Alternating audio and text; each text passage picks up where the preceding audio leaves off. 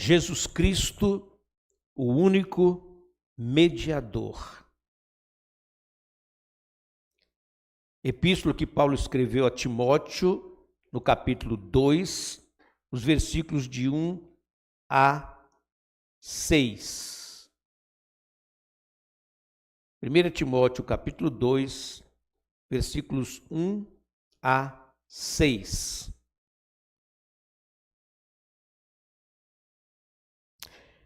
Na minha tradução diz o seguinte: antes de tudo, pois, exorto que se use a prática de súplicas, orações, intercessões, ações de graças, em favor de todos os homens, em favor dos reis, de todos os que se acham investidos de autoridade, para que vivamos vida tranquila e mansa, com toda piedade e respeito. Isto é bom e agradável diante de Deus, nosso Salvador, o qual deseja que todos os homens sejam salvos e cheguem ao pleno conhecimento da verdade. Porquanto há um só Deus e um só mediador entre Deus e os homens, Cristo Jesus, homem, o qual a si mesmo se deu em resgate por todos, testemunho que se deve prestar em tempos oportunos. Não há, pois há um só Deus e um só mediador entre Deus e os homens, Cristo Jesus, homem. A Bíblia afirma de maneira clara, precisa, que há um só mediador entre Deus e os homens, Jesus Cristo. Razão porque nenhuma religião, nem anjos, nem preceitos humanos, nenhuma obra meritória poderá intermediar a relação entre o homem e Deus. Não há nada neste mundo, nenhuma forma de religião, nenhuma forma de pensamento humano, nenhuma ideia outra capaz de intermediar a relação entre o homem e Deus. Como também nenhum outro homem, seja profeta, pastor, líder ou papa, pode servir como mediador entre Deus e os homens. Não existe ninguém com autoridade neste mundo que possa intermediar o relacionamento com Deus. Somente Jesus Cristo, completamente homem, completamente Deus, pode ser o mediador entre ele e o seu povo. Somente Jesus Cristo foi posto por Deus como mediador. Há 3 pontos em destaque nesse texto, na parte inicial do mesmo, que nos chama atenção. Primeiro, o apóstolo Paulo fala da necessidade de orarmos incessantemente em favor de todos os homens, em favor dos reis e de todos que se acham investidos de autoridade. E ele acrescenta: para que vivamos vida tranquila e mansa, com toda piedade e respeito. Acompanha aí o texto. É importante observar a relação entre a oração, que é o nosso sentimento de dependência de Deus, e o consequente resultado, tanto para quem está investido de autoridade, quanto para os que vivem sob essa autoridade. Há uma relação de causa e efeito que não entendemos senão pela experiência prática de comunhão com Deus. À medida que eu me disponho a orar, o Espírito irá mudar a postura do outro, mas vai de igual modo mudar a minha postura. À medida que eu estou orando por você, que eu estou sentindo a sua necessidade, automaticamente eu estou sentindo a minha também. Eu estou beneficiando alguém por quem eu estou orando, mas eu estou me beneficiando também. Esse é o poder da oração. Isso irá canalizar de forma positiva a visão que eu tenho do outro, no temor do Senhor e, consequentemente, a minha visão do mesmo temor a Deus. Quanto mais eu oro, quanto mais eu me dedico a essa comunhão com Deus, maior visão eu tenho da minha vida, maior visão eu tenho do outro também. A compaixão que eu tenho do outro, eu vou sentir também por mim, ou vice-versa. Porque eu estou me unindo a Ele. E Deus nos dá esse privilégio de sermos intermediadores através da oração, orando uns pelos outros. Por isso Paulo começa dizendo que orar por todos os homens e pelas autoridades constituídas. Um outro ponto que nos chama atenção aqui é o objetivo maior desta oração e súplica. Paulo diz no verso 4 que Deus deseja que todos os homens sejam salvos e cheguem ao pleno conhecimento da verdade.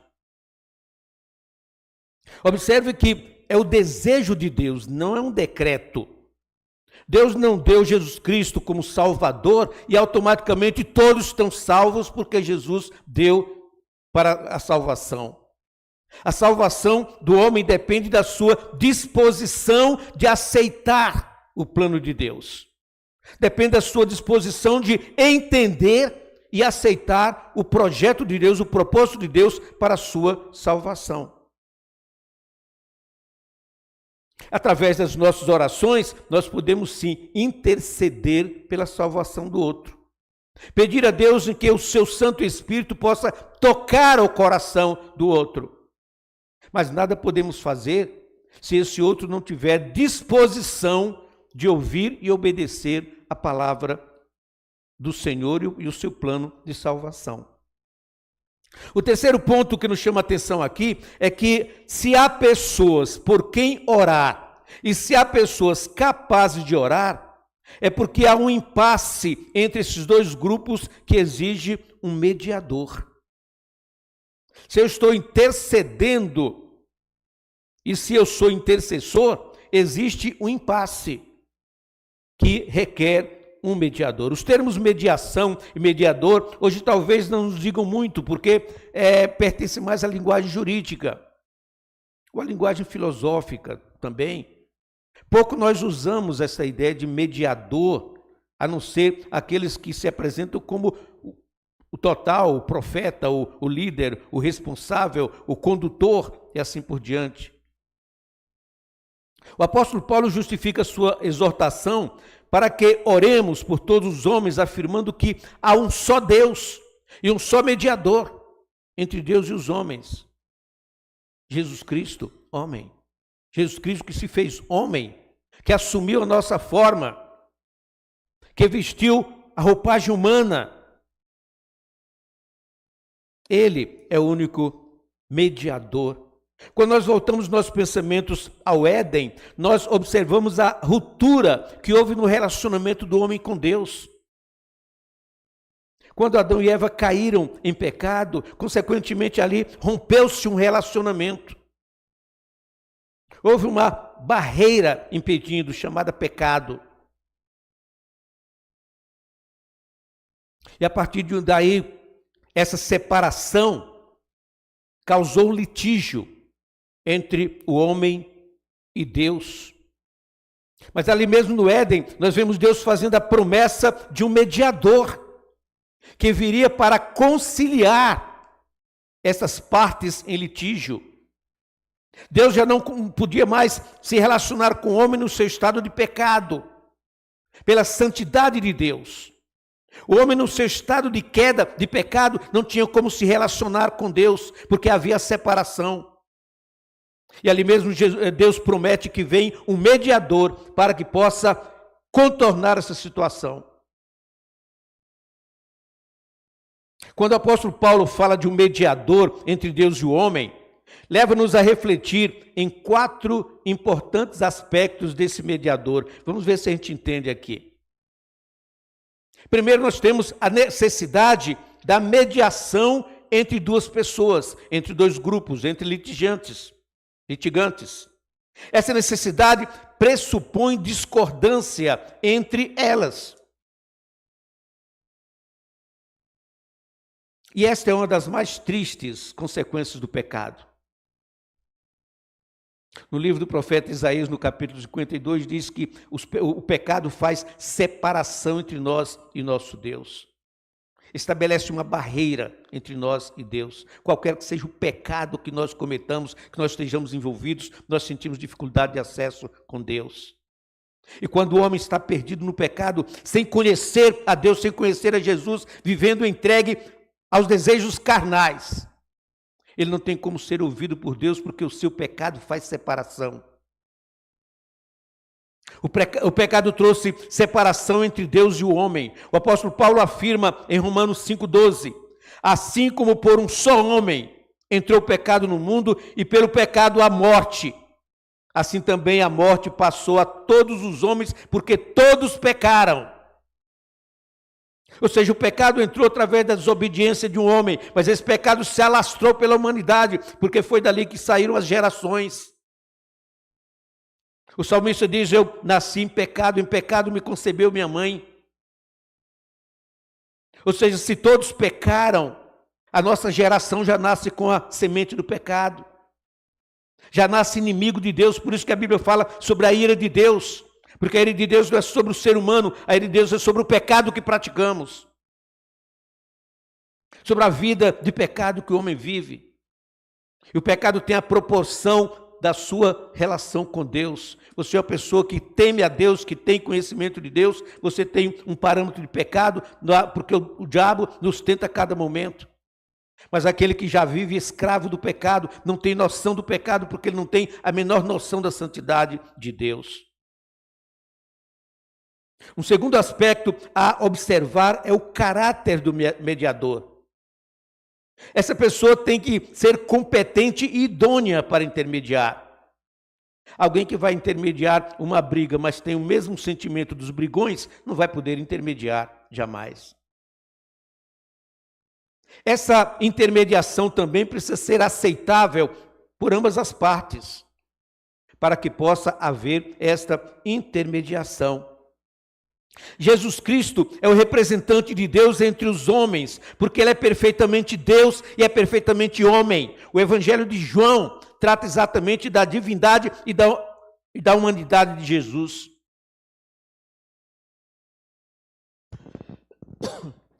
O evangelista João, ele trata de mostrar que Jesus é homem e Jesus é Deus.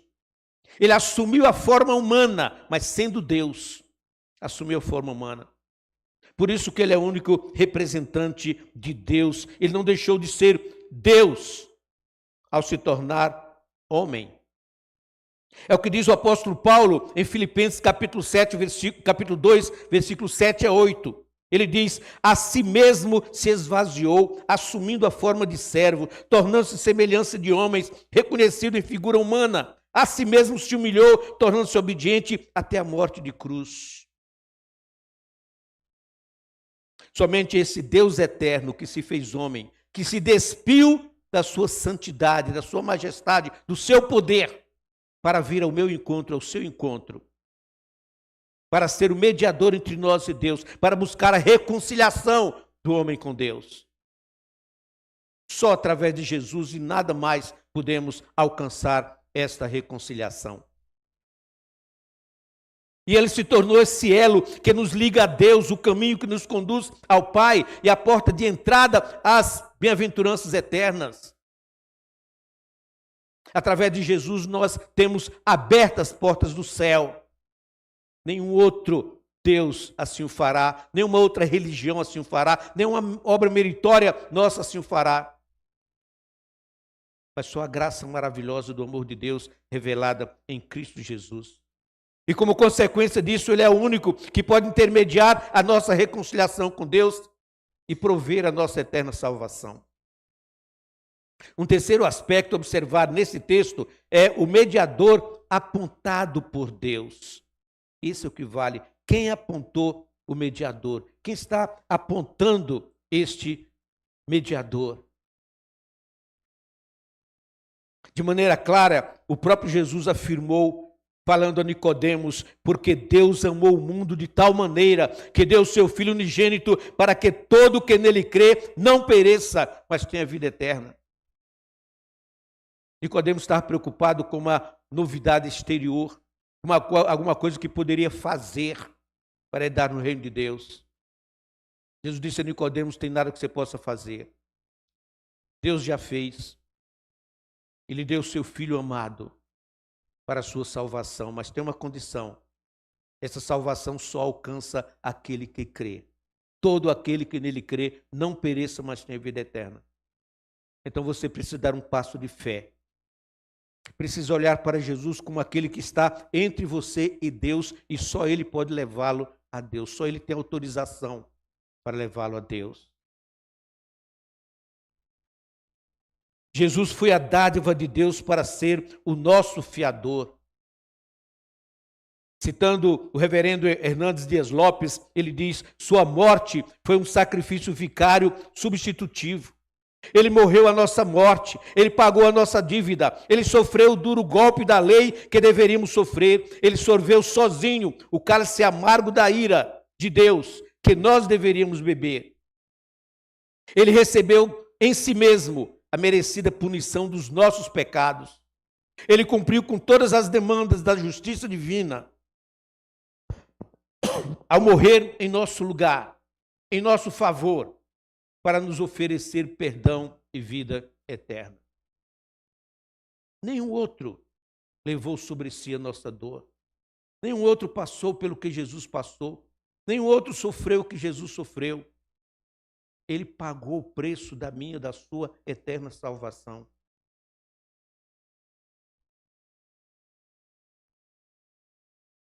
Um quarto aspecto a observar: a aceitação do mediador. A reconciliação do homem com Deus não depende somente da sua dádiva ou da sua iniciativa, ou seja, da iniciativa de Deus. Deus tomou a iniciativa de salvar, mas não depende só disso. Depende da aceitação daquele que Deus busca reconciliar. Não adianta Jesus ter morrido na cruz do Calvário, dando a sua vida para a salvação daquele que se recusa a aceitar a Jesus. A morte de Jesus na cruz só tem sentido para aquele que entende, que aceita a Jesus como Salvador pessoal, que renuncia ao mundo, seus prazeres, suas promessas, tudo enfim, e vive realmente para a glória de Deus em Cristo Jesus. Para esse, a morte de Jesus tem sentido. Para aqueles que rejeitam, não há sentido nenhum, como também não há salvação para nenhum deles. Deus apresenta Jesus como único mediador e não há outro meio. A Bíblia afirma em Romanos capítulo 5, versículo 8, Deus prova o seu próprio amor para conosco pelo fato de ter Cristo morrido por nós, sendo nós ainda pecadores. Deus não esperou nós sermos bonzinhos para voltar para Ele. Ele deu o seu Filho para morrer na cruz do Calvário, quando eu e você estávamos mortos em delitos e pecados. Pode dizer, pastor, eu nem existia quando Jesus morreu, mas Ele morreu por mim e por você. Morreu pela nossa futura geração. Morreu pelos seus filhos, pelos seus netos que virão. Que Deus amou o mundo, a humanidade presente na época e a humanidade que estava vindo a cada geração. O próprio Jesus afirmou: eu sou o caminho e a verdade e a vida. Ninguém vem ao Pai senão por mim. Significa dizer o quê? Eu sou o único mediador. Não há alternativa a outra, não adianta buscar outro meio. Eu sou o caminho, eu sou a verdade, eu sou a vida. Ninguém vem ao Pai senão por mim. Concluindo, queridos, a Bíblia é clara e precisa ao afirmar que há um só Deus, um só mediador entre Deus e os homens, Cristo Jesus, homem. O escritor aos Hebreus conclui: por esta razão, Cristo é o mediador de uma nova aliança, para que os que são chamados recebam a promessa da herança eterna, visto que ele morreu como resgate pelas transgressões cometidas sob a primeira aliança. Hebreus capítulo 9, versículo 15. Portanto, ele é capaz de salvar definitivamente aqueles que por meio dele se aproximam de Deus, pois vive sempre para interceder por eles. Hebreus 7, 25. O apóstolo Paulo confirma: aquele que não conheceu o pecado, ele, Deus, o fez pecado por nós, para que nele fôssemos feitos justiça de Deus. Fomos feitos justiça de Deus em quem? Em Jesus. Não foi em Maria, não foi em Pedro, não foi em Paulo, não foi em João, foi em Jesus. Não foi Pedro, não foi Paulo que foi cravado na cruz no nosso lugar, foi Jesus. Não foi Maria, não foi Pedro, não foi Paulo, não foi José, não foi Antônio. Não, foi Jesus, que foi dado por Deus como único mediador entre Deus e os homens. O apóstolo Pedro também foi categórico ao afirmar: e não há salvação em nenhum outro, porque debaixo do céu não existe nenhum outro nome dado entre os homens pelo qual importa que sejamos salvos. Atos capítulo 4, versículo 12. Sim, queridos, temos que aceitar o fato e a realidade de que todo aquele que busca alternativa a outra está fora do projeto de Deus. Não há salvação em nenhum outro, que abaixo do céu não existe nenhum outro nome dado entre os homens em que devamos ser salvos. Quem alimenta a experiência em outro caminho, infelizmente, está caminhando para a perdição eterna. Porque só Jesus é o caminho, só Jesus é verdade, só Jesus é vida. Deus aplique os nossos corações a sua palavra. Deus nos abençoe e assim nos faça compreender para termos a segurança plena da vida eterna nos céus, o gozo de subirmos com o Senhor para estarmos com Ele por toda a eternidade. Que essa seja a minha, a sua, a nossa viva esperança e a nossa alegria e ardente expectativa. Breve Ele virá.